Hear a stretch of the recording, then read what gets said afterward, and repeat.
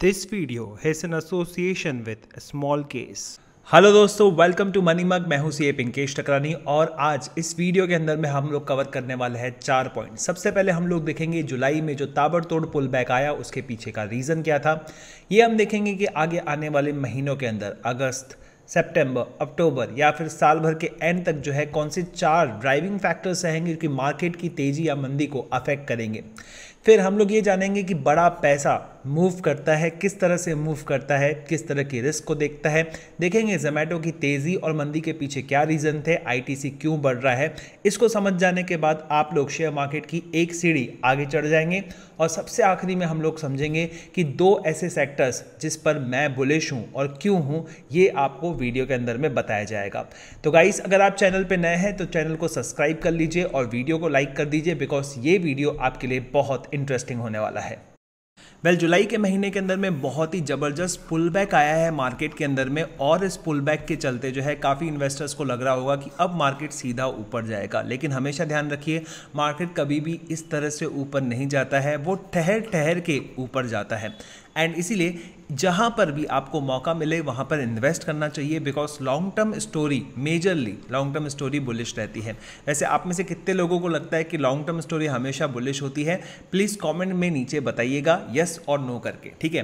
तो अगर आपका आंसर यस है तो एक चीज़ मैं आपको बता देना चाहूँगा कि अगर आप जापान के मार्केट को देखेंगे, उनका इंडेक्स निक्केई जो है पिछले 30 साल से रिटर्न्स नहीं दे रहा है, ठीक है। तो हमेशा इस बात को ध्यान रखिएगा कि हमेशा चीज़ें बुलिश नहीं होती है। आपको जब भी इन्वेस्ट करना है तो ग्लोबल डाइवर्सिफिकेशन जो है वो भी ध्यान में रखना पड़ेगा। एंड यस, उस कंट्री की लॉन्ग टर्म इकोनॉमिक प्रोस्पेक्ट को ध्यान में रखना पड़ेगा। वैसे अगर आप लॉन्ग टर्म इन्वेस्टर्स हैं, इंडिया के अंदर में निवेश कर रहे हैं, तो अभी आने वाले डिकेड्स जो है वो बुलिश ही होने वाले हैं, ऐसी पूरी संभावनाएं है, ठीक है। तो जुलाई का कमबैक है, बहुत अच्छा लगा होगा आप लोगों को।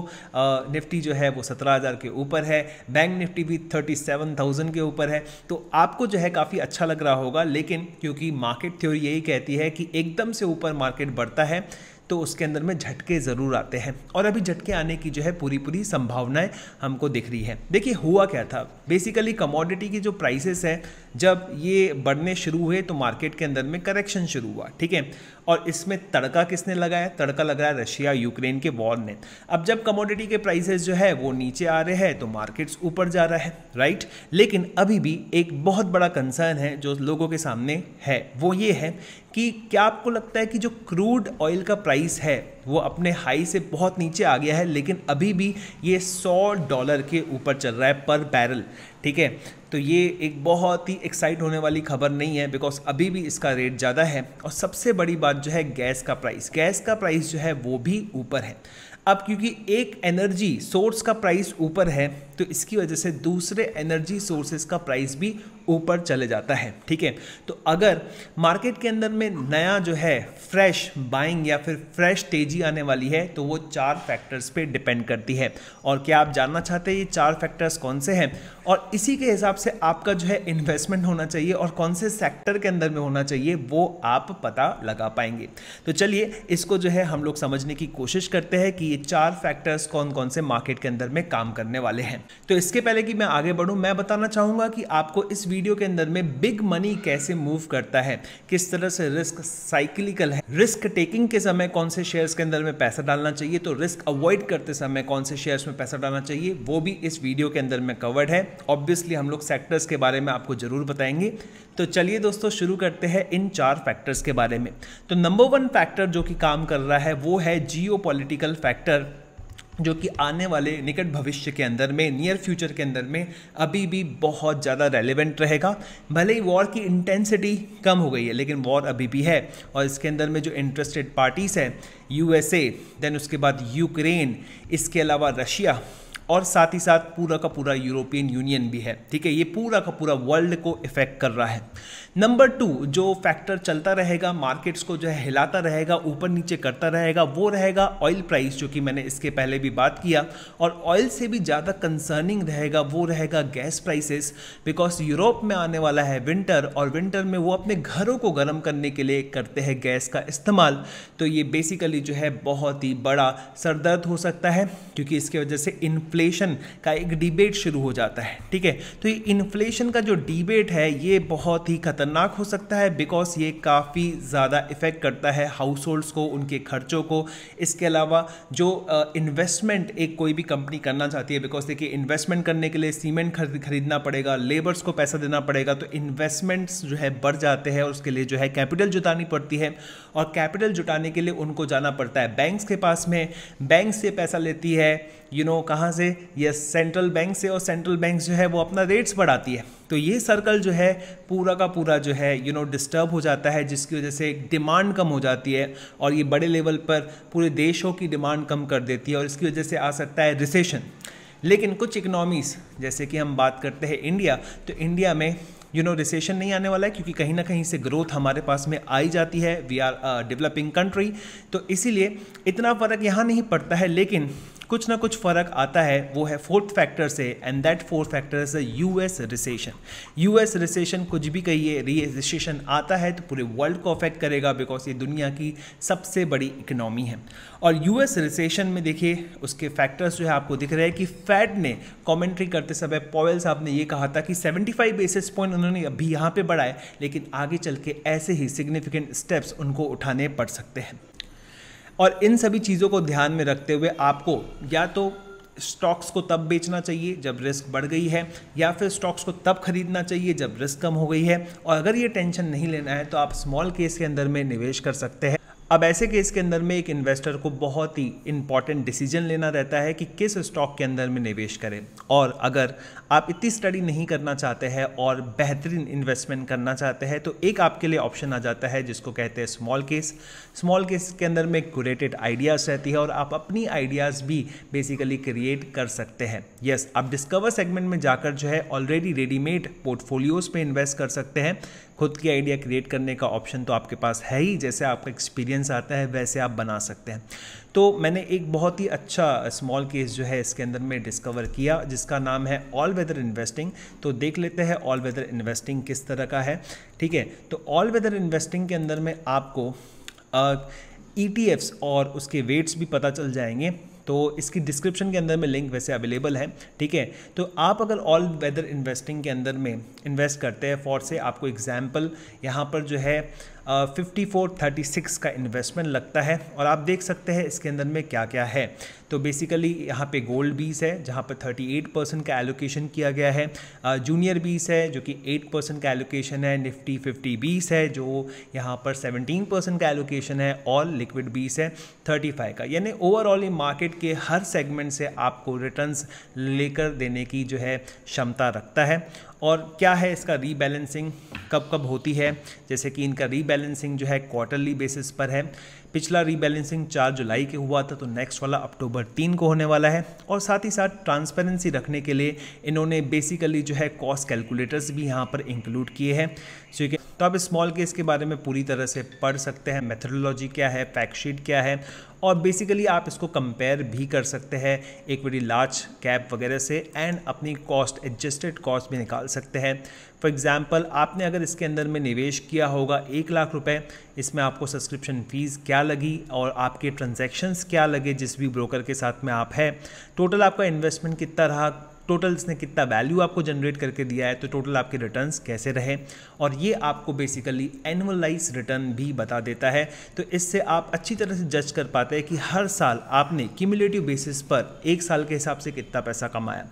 तो आप चाहे तो इसके अंदर में निवेश कर सकते हैं। तो अब हम लोग अपनी बात को जो है आगे बढ़ाते हैं और देखते हैं कि रिस्क कैसे साइक्लिकल नेचर की होती है। तो गाइस, जब भी हम लोग बात करते हैं बिग मनी की, यानी कि बड़ा पैसा कैसे मूव करता है, तो बड़ा पैसा मूव करता है रिस्क के हिसाब से, और रिस्क हमेशा साइक्लिकल होती है। यानी कि कभी रिस्क लेने का समय आता है, ये बड़ा मनी जो है कभी रिस्क टेकर बन जाता है, तो वो कभी कभी रिस्क अवर्स बन जाता है, यानी कि रिस्क को अवॉइड करने की कोशिश करता है। तो आप देखेंगे रिस्क टेकर मतलब कब रिस्क लेना चाहिए, तो रिस्क कौन सी कंपनीज के अंदर में लेना चाहिए, जब समय है तब रिस्क लेना चाहिए, जो कि पिछले 2 साल के अंदर में था। तो यहाँ पर बड़ा मनी जो है मूव किया था कौन से पैसे के अंदर में, न्यू एज कंपनीज के अंदर में। तो न्यू एज कंपनीज में आप देखेंगे बहुत बेहतरीन रिटर्न्स दिए थे, और इसके अंदर में मैं नाम लेना चाहूँगा जैसे कि जोमेटो, ठीक है, या फिर PB फिनटेक हमने देखा था, या फिर नायका खैर इसने रिलेटिवली काफ़ी अच्छा परफॉर्म किया है, लेकिन अपने इशू प्राइस से बहुत नीचे है। और कुछ नाम और है जो कि बहुत बड़े प्राउड के साथ में लिए जाते थे, लेकिन ये न्यू एज कंपनीज है जहाँ पर पैसा तो आया, रिटर्न्स तो बने, लेकिन अब यहाँ से पैसा निकल रहा है। अब आप में से कुछ लोग रहेंगे बोले कि पैसा तो पेटीएम में बिल्कुल भी नहीं बना, ठीक है, जोमेटो के अंदर में तो काफ़ी अच्छे रिटर्न्स दे दिए थे। देखिए पैसा हमेशा आईपीओ शेयर मार्केट के हिसाब से मत देखिए आप, ठीक है, उसके पीछे भी स्टार्टअप की दुनिया है, उसके पीछे भी इन्वेस्टमेंट की दुनिया है, तो वहाँ भी पैसा फ्लो हो रहा है। तो ओवरऑल आप देखेंगे कि रिस्क टेकर्स जो है अपने समय पर आते हैं, और जब उनको लगता है कि रिस्क बढ़ गया है, क्योंकि रिस्क कैसा है, साइक्लिकल है, तो जब रिस्क बढ़ गया है तो वो लोग रिस्क को अवॉइड करते हैं, और ऐसे केस के अंदर में वो लोग ऐसी जगह पर जाते हैं क्योंकि रिस्क बढ़ गया है, तो ऑब्वियसली सबके फंडामेंटल्स तो ख़राब हो ही गए हैं, ठीक है। तो जब फंडामेंटल्स ख़राब हो गए हैं तो आप ऐसी जगह जाना चाहेंगे जहाँ पे फंडामेंटल्स रिलेटिवली अच्छे हो, ठीक है, कंपेरेटिवली अच्छे हो। तो यूएस के फंडामेंटल्स की बात करें तो यूएस के फंडामेंटल्स वीक है, लेकिन इंडिया से तो काफ़ी अच्छे हैं, यूरोपियन यूनियन से तो काफ़ी अच्छे हैं, रशिया या फिर चाइना से तो काफ़ी अच्छे हैं, इसीलिए यहाँ पर डॉलर खरीदे जाएंगे, ठीक है। और same goes with the equity markets. अगर इक्विटी मार्केट्स में इन्वेस्ट करने की बात करेंगे तो बिग मनी कहाँ मूव होगा, तो बिग मनी मूव होगा ऐसे स्टॉक्स के अंदर में, ऐसे इक्विटी स्टॉक्स के अंदर में जिसमें ये 4 एलिमेंट्स हैं। नंबर 1 एलिमेंट होना चाहिए सेफ्टी का, कि भाई उसका बिजनेस बंद नहीं होना चाहिए, ठीक है। स्टार्टअप के अंदर में अगर पैसा आना बंद हो गया तो बिजनेस बंद हो सकता है, ठीक है, कंपटीशन आ गया तो बिजनेस बंद हो सकता है। टेक्नोलॉजी जो है बहुत ज़बरदस्त तरीके से चेंज हो रही है। वैसे आप में से काफ़ी सारे लोग कहेंगे तो फिर इन्फोसिस या फिर टीसीएस के शेयर्स क्यों नहीं गिरे हैं, तो बेसिकली इन्फोसिस और टीसीएस के शेयर्स इसलिए नहीं गिरे हैं बिकॉज ये भले टेक्नोलॉजी कंपनीज है, लेकिन ये उसमें अपनी सर्विसेज देती है, ये अपने किसी प्रोडक्ट को नहीं बेचती है, ठीक है, ये अपने एम्प्लॉयज़ को एम्प्लॉय करती है उनके सॉफ्टवेयर्स को चलाने के लिए या फिर उनके कंपनी के सिस्टम्स को और एफिशिएंट बनाने के लिए। तो इसीलिए इनके शेयर्स इतने ज़्यादा नहीं गिरे हैं, इसमें भी करेक्शन है और ये काफ़ी सॉलिड कंपनीज दिखती है। अब इक्विटी स्टॉक मार्केट के अंदर में पैसा सबसे पहले सेफ्टी को देकर आता है। जब रिस्क बढ़ गई है, रिस्क कैसा है, साइक्लिकल है, रिस्क को अवॉइड करना चाहते तो बिग मनी मूव होगा सेफ्टी की तरफ। और सेकंड चीज़ इसके अंदर में देखी जाएगी कि उनका कैश फ्लो कैसा है। देखिए कुछ भी बोल दीजिए, कैश ही सब कुछ है बिजनेस के अंदर में। हमारे शरीर के अंदर में जैसे ब्लड होता है उसी तरह से बिजनेस के अंदर में कैश होता है, तो कैश फ्लो देखा जाएगा। थर्ड ये भी देखा जाएगा कंपनी का कैश फ्लो ज़बरदस्त है लेकिन प्रॉफिटेबिलिटी है कि नहीं है। लंबे समय के लिए प्रॉफिटेबिलिटी जो है बहुत इंपॉर्टेंट है। शॉर्ट टर्म में लॉसेस आते हैं, चलता है, ऐसी बहुत सारी कंपनीज है जो शॉर्ट टर्म में लॉस करती है लेकिन लंबे समय में प्रॉफिटेबल हो जाती है। और ये कंपनी जो है डिविडेंड देती भी है कि नहीं देती है। वही कंपनी कॉर्पोरेट गवर्नेंस में अच्छी मानी जाती है जो पैसे को या तो इस्तेमाल करे अच्छी तरीके से या फिर उसको डिविडेंड के तौर पे बांटे। तो ये सभी जो फीचर्स है आपने किस कंपनी के अंदर में देखे हैं जी, आईटीसी के अंदर में आपने ज़रूर देखे होंगे और इसीलिए आईटीसी ने रिलेटिवली मार्केट को आउट परफॉर्म किया है। रिस्क अवॉइड करने के लिए बिग मनी उसके अंदर में मूव किया है, ठीक है।